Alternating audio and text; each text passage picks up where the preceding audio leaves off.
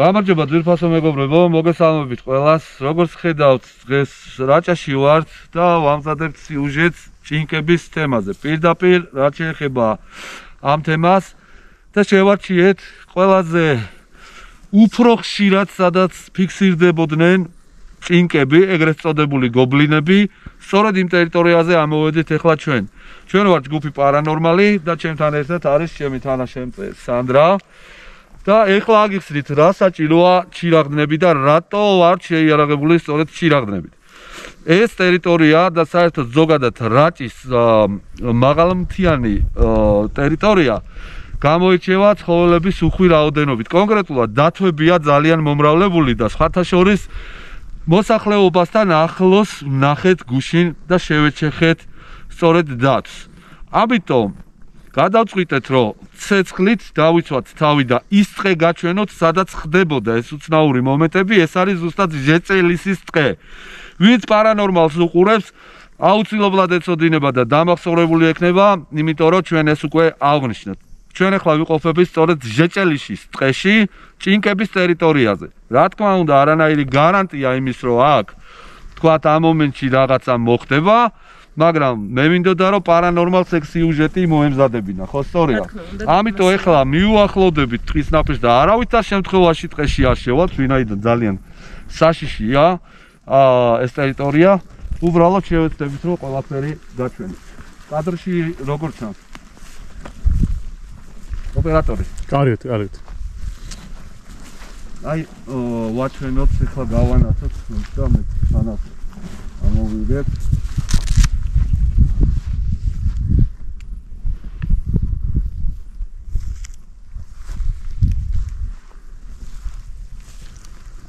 აი ხედავთ, აი ეს მინდორი, სწორედ იმ ტერიტორიაზე ადის, სადაც ადრე იყო სათიბი. თუ შეიძლება ოპერატორს თქვა რომ აქეთ მომართოს კამერა. მეგობრებო, თუ გახსოვთ პარანორმალი გიყვებოდათ კიდევ ერთ უცნაურ შემთხვევაზე, ტყის კაცის გამოჩენის საუბარზე, ანუ ეგრეთ წოდებული იეტზე იყო საუბარი. სწორედ აი ამ მთის, ეხლა არ ჩანს ღამეა, მაგრამ მთის წვერზე არის სწორედ ის შემოღობილი სათიბი, სადაც იონჯა ითესებოდა და ეგ ამბავით სწორედ აი ამ ტყეში მოხდა. და ამიტომ შევეცდებით რომ რაღაცა ფრაგმენტი ამ ტყის გაჩვენოთ.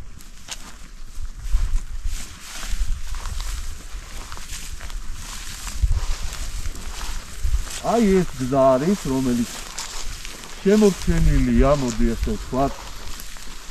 აი ჯერ კიდევ ეთყობა, რო იყო ერთ დროს აქ გზა. ხოლო ესიშა? არა. ხოლო ეს გახავთ უბრანის ტყე. ალე ეს მუშახვალ. სადაც ხდებოდა ეს უცნაური მომენტები. ამიტომ აი ხო მიმოვატაროთ კარგად ტყის პირები ვაჩვენოთ. ანუ ეს არის მაღალი წერტილი, სანამ მიკორწმინდაში გადახვათ. აი სწორედ ეს ჟეჭელისის ტყე უნდა გავიაროთ. ხედავთ? და ადრე, როცა მანქანები არ მოძრაობდა, გადიოდნენ ცხენებით, მეგობრებო, სწორედ ამ გზას იყენებდნენ იმისთვის, რომ სოფლიდან სოფელში გადასულიყვნენ, ერთი სოფლიდან მეორე სოფელში გადასულიყვნენ. და სწორედ აქ ხდებოდა ის უცნაური მომენტები, რასაც ძველი ხალხი გვიყვებოდა ჭინკების თაობაზე. ხედავდნენ ტყეში ღრმად, სიღრმეში ანთებულ ცეცხლს, უცნაურ ხმებს, რომელიც ტყიდან მოდიოდა და ასევე სხვა უცნაური შემთხვევები, რომელიც რა თქმა უნდა ძველი ხალხისგან გადმოცემით ვიცით, მაგრამ ნამდვილად დაადგინა პარანორმალმა, რომ ეხლა აი ეს ტყე, სადაც ჩვენ ვართ და ვიღებთ, ნამდვილად არის ეპიცენტრი ამ მოვლენების. აი სწორედ ეს ადგილებია, სადაც ეს უცნაურობები ხდებოდა. აი სწორედ ეს გახლავთ ეს ტყეა და აი ძველი ყვალი გზის კიდევ შეინიშნება. ჩვენ ახლა ღრმად ტყეში არ შევალთ, იმიტომ რომ საფრთხე ძალიან დიდია, როგორც გითხარით. ვინაიდან დათვებია მომრავლებული რაჭაში ძალიან ბევრი, ისინი გზაზეც ამოდიან უშუალოდ და არ ერიდებიან ადამიანებს. და აქედან გამომდინარე, ჩვენ ამიტომ გადავწყვიტეთ, რომ ჩირაღდნები აგვენთო და გვეჩვენებინა თქვენთვის აი ეს ტყის მასივი, სადაც რეალურად ხდებოდა ეს მოვლენები. რა თქმა უნდა, ყურადღებით ვართ და ცეცხლი არის ერთ-ერთი დამცავი საშუალება, რასაც ნადირი თავისთავად შორიდანვე ხედავს და ერიდება, მეგობრებო. თუმცა 100%-იანი გარანტია იმის, რომ ჩირაღდანი დაგიცავს, არა გვაქვს. ამიტომ ნელ-ნელა უკან დავიხიოთ. ეხლა და სასურველია რომ ზურგები არ ვაჩვენოთ. ნელ-ნელა აი ესე.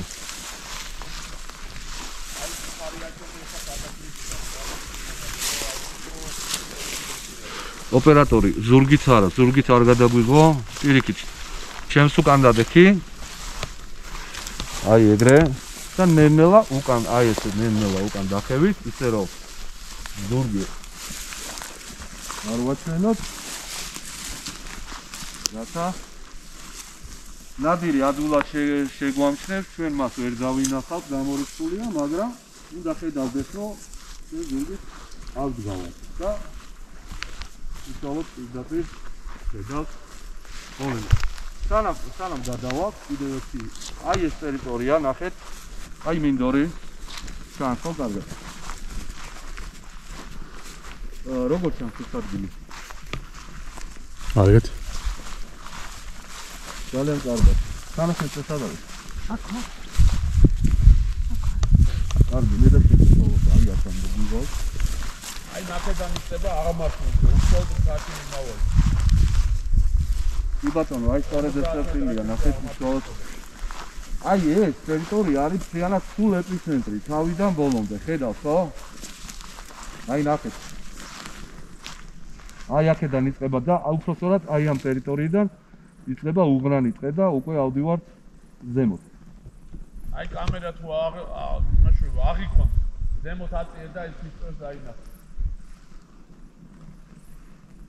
აი ხედავთ.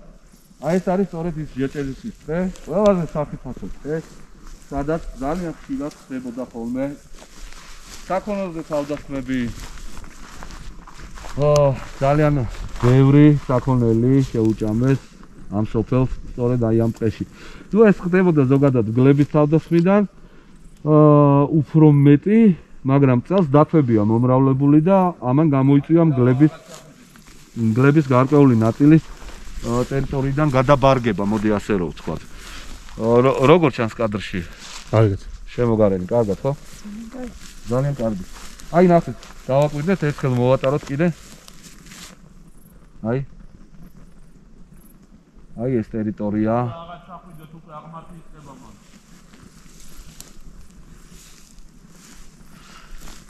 ეხლა ნახეთ რა სიტუაციაა. ესე იგი გუშინ აი დავაცადოთ ოპერატორს მოვატარო. ესე იგი გუშინ რა ხდებოდა? გუშინ მანქანა გავაჩერეთ აი ამ ტერიტორიაზე და მოხდა უცნაური შემთხვევა ის, რომ მანქანას რაღაცამ დაუწყო კენჭების სროლა.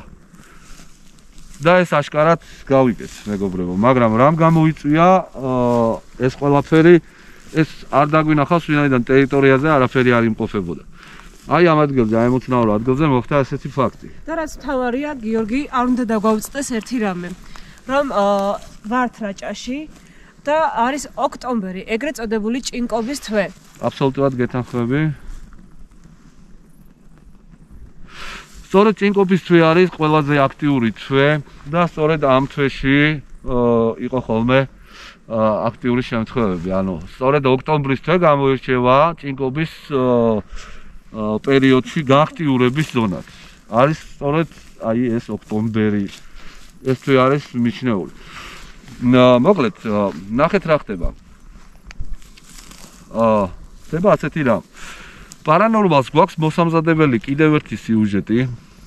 ეს მოკლე სიუჟეტია. რაც შეეხება თვითონ ჟეჭელიშის ტყეს. ჩვენ ახლა ცოტა ხანი შევეცდებით, რომ არაფერი აღარ ვილაპარაკოთ. უბრალოდ ჩირაღნები იყოს ანთებული და ჩავაქროთ ფანას და მოვუსმინოთ ტყის ხმებს. ნახოთ. ძალიან მაგრად უნდა გაგვიმართლოს იმაში, რომ თქვათ რაიმე ესეთი უცნაური შემთხვევა დავაფიქსიროთ. ძალიან უნდა მილიონში ერთი შემთხვევა, მაგრამ ჩვენ რადგან აქ ვართ, მოდი ესეც გამოვიყენოთ. მოკლედ ჩავაქროთ. არავის მოსვლას არ ჩავაქროთ ფანები. და ცოტა ხანი ტყის ხმას მოусმინოთ. თან ნელ-ნელა ვიაროთ გასასვლელისკენ.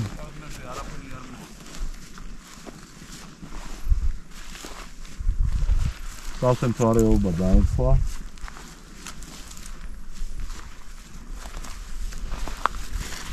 სამწუხაროდ ამაზე მეც ვეღარ გაჩვენებთ, იმიტომ რომ უკვე ტყის სიღრმეში შესვლა აბსოლუტურად უსაფრთხო აღარ არის, ხვდებით? ვინაიდან როგორც გითხარით, მომრავლებულია დათვები და სოფელში გამოვიკითხეთ, გითხრეს, რომ პირდაპირ ჭიშკარზე 700 კილოიანი კამეჩი გაუწყვიტეს შუაზე თვალწინ კაცს. ის დათვის შემდეგ მოკლეს მართალია, მაგრამ ფაქტი რომ სოფელში არ ერიდება ამოსვლას დათვი, ეს უკვე ძალიან ცუდია. როგორც შემთხვევაში და ეგ იყო ხარი 700 კილოიანი. ჩილაღნებით იწვება, ასე რომ კარგი ავანთოთ ფანები. მოდი კიდევ ერთხელ გავანათოთ ყველა მერცად, მოდი ფანერებით. ოპერატორს ხო გამოიყენოთ თავის ფანერით. და მაქსიმალურად ვაჩვენოთ აი ეს ტყიანი ზონა. ჟეჭელისის ტყე. ძალიან უცნაური მოვლენებით, მეგობრებო. თუმცა საქმეს ხელს ის უშლის, რომ სწორედ აი ამ დათვების გამო ვერ ვახერხებთ ახლა აი ამ ტყეში რომაც შესვლას, ვინაიდან უსაფრთხოების არანაირი ზომები არ გვაქვს, ვინაიდან არც იარაღი გვაქვს და ჩირაღდნების უკვე იწება. მოკლედ, ოპერატორი, მოგუახლოვდი. რაც შეეხება თვითონ ამ სიუჟეტს, ჭინკების სიუჟეტს, ძალიან კარგად ვიცით, ცხეთაში გვაქვს გადასაღები, მაგრამ იქ უკვე ასე ვთქვათ, შესაბამისად აგვიჭურვებით და თავდაცვითის იარაღიც გვექნება, ასე რომ მაგას გავითვალისწინებთ, ვინაიდან იქაც უღრანი ტყე არის. თუმცა ყველაზე საშიში ზონა სწორედ ეს არის ჟეჭელიშის ტყე და აი ეს არის, აი ეს ზონა მთლიანად, აი ეს ტყის მასივი იყო სადათვია. მეგობრებო,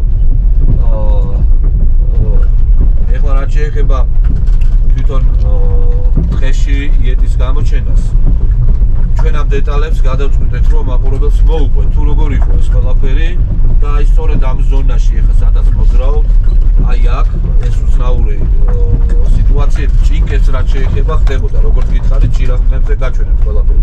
ეხლა უშუალოდ გადავიდეთ იმ შემთხვევაზე, სად მოხდა და როგორ რანაირად ვითარდებოდა მოვლენები, ჩვენ უკვე შეგვიძლია რომ გავესაუბროთ ადამიანს, რომელიც ამ საქმეში მეტად უფრო გარკვეულია და უფრო მეტი იცის, ვიდრე თქვათ ეს გადმოცემა. თუ შეიძლება რომ გითხრათ, რა ხდებოდა ამის გარშემო, რაც შეეხება იეტეს. შევეცდები თქვა, მოყვა ისე მე როგორც მომიყვნენ. ეგ იყო ჩემი ბავშვობის პერიოდში. მაშინ ვიყავი მე სკოლის მოსწავლე და ვიმყოფებოდი აქ რაჭაში. დასასვენებლად ჩვეულებრივ. ის ადამიანი ახლა უკვე გარდაცვლილია. დიდი ხანი გავიდა მისი გარდაცვალებიდან. მე მის ვინაობას იმიტომ არ დავასახელებ, რომ შესაძლოა ეს სადმე მოისმინოს, მაგრამ ან ნახოს მისმა შვილმა და შეიძლება უბრალოდ ეწყინოს. მე უნდა გავითვალისწინო. გასაგებია პირობითად ვიტყვი, სახელს შევცვლი მაშინ. კი ბატონო. დავარქვათ ამ შემთხვევაში გოჩა. თუ შეიძლება ერთი წუთით კიდევ სანამ გადავალთ უშუალოდ მოყოლაზე.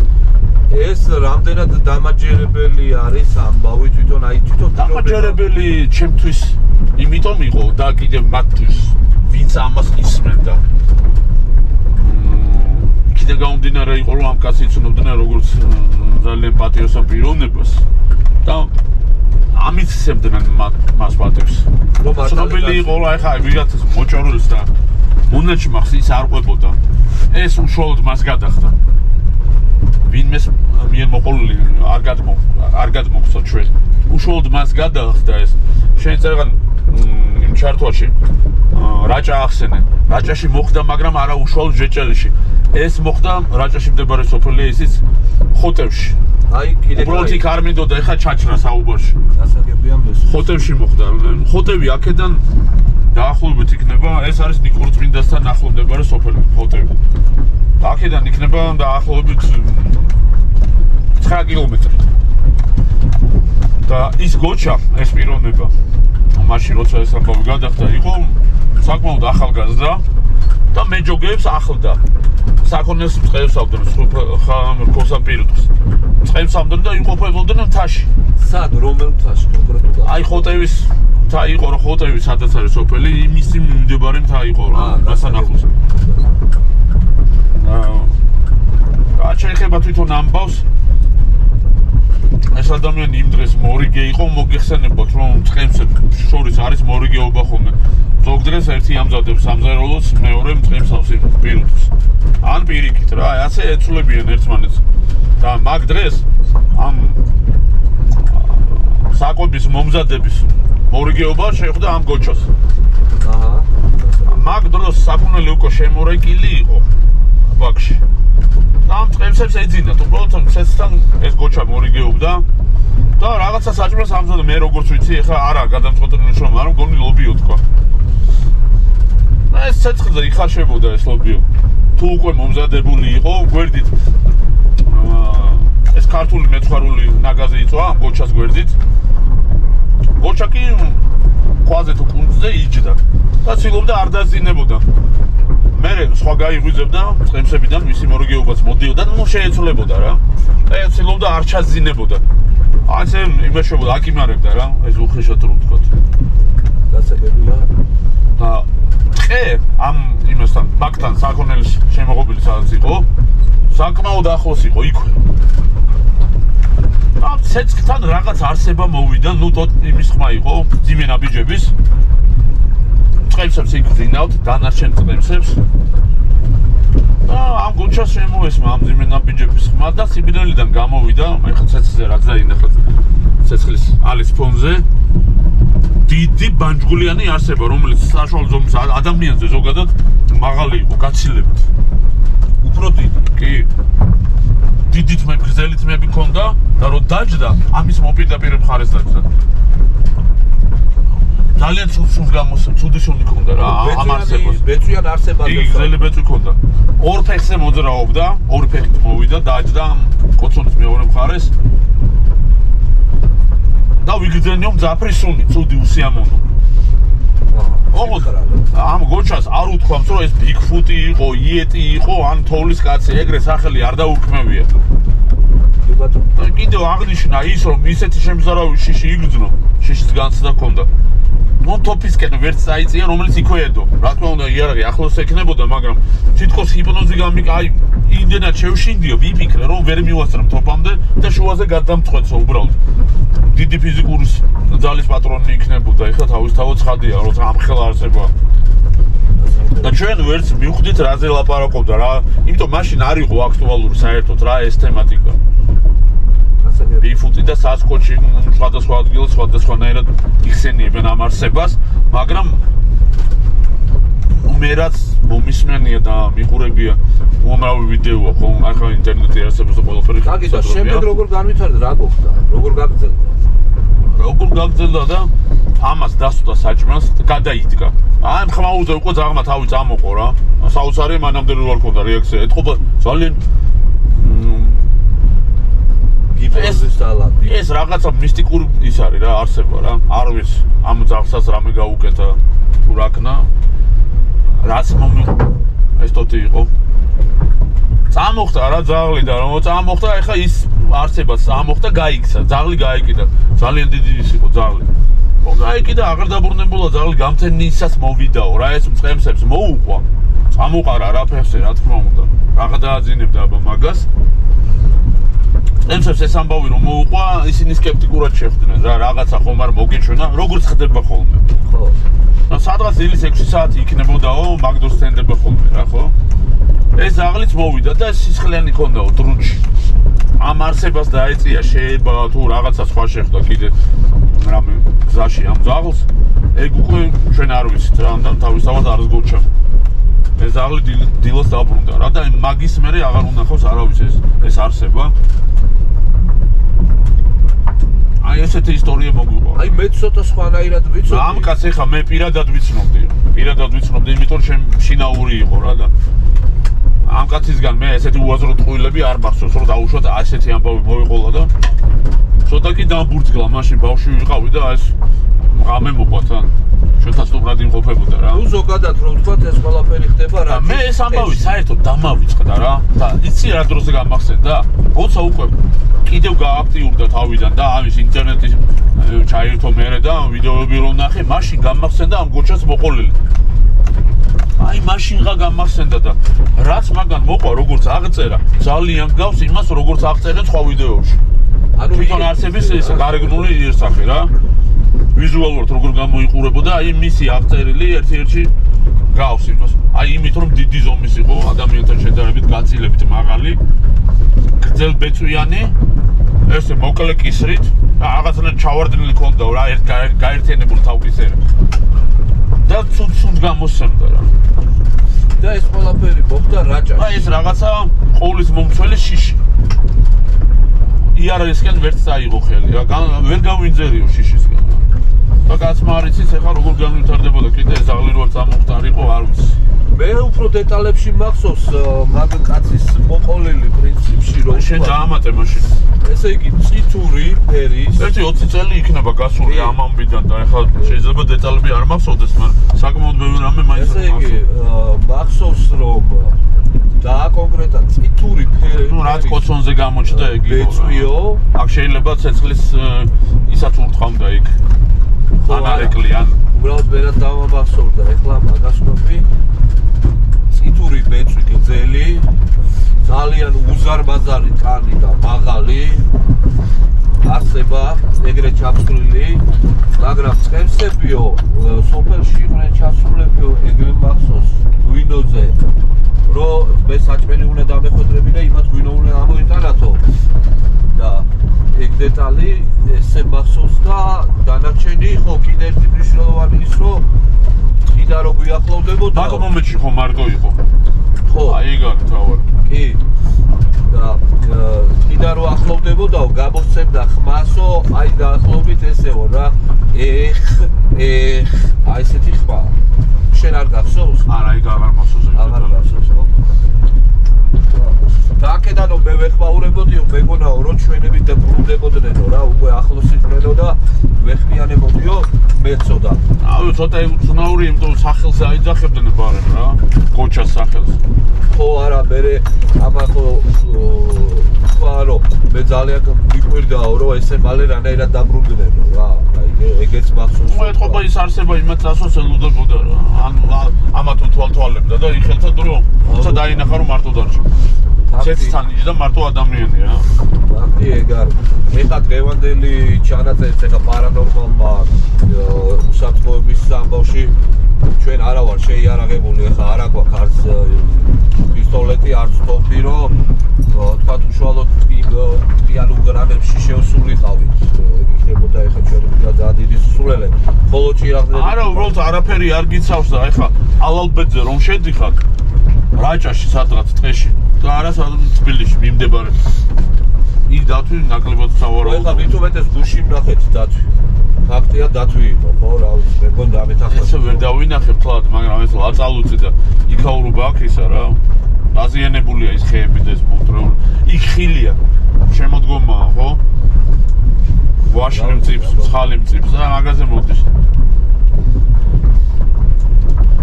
ეხლა ეგრე სროლის და მოკლის უფლება რაღაც გარკვეულ შემთხვევებშია და თქვათ ეზოში შემოსვლისას ეს ჩვენი ეზო არ იყო და რომ თქონოდა ეგრე ვერ ეძო და აქ ხოლმე ნაძილი წხდება მე რომ ეს შიდა დაიგულა რა თავი უსაფრთხო გასამაგდეთ აი ახლა როცა შემოდის აი ასე ეზოში უკვე აუცილებლად გათამამებული აი ამის გათვალისწინებით მეგობრებო სპორტის ფეში ეხლა აკtualურია დაჩვენ რა გილია ეს დავაყოფეთ და აი აქ სული კიდევ მანქანაში სული და აი ეს ჭირაღდნები მაგის იმედზე ხა არ არის მომებული მაგას ამ ყოფილში შეცვალა მაგას მეგობრებო დათვი არის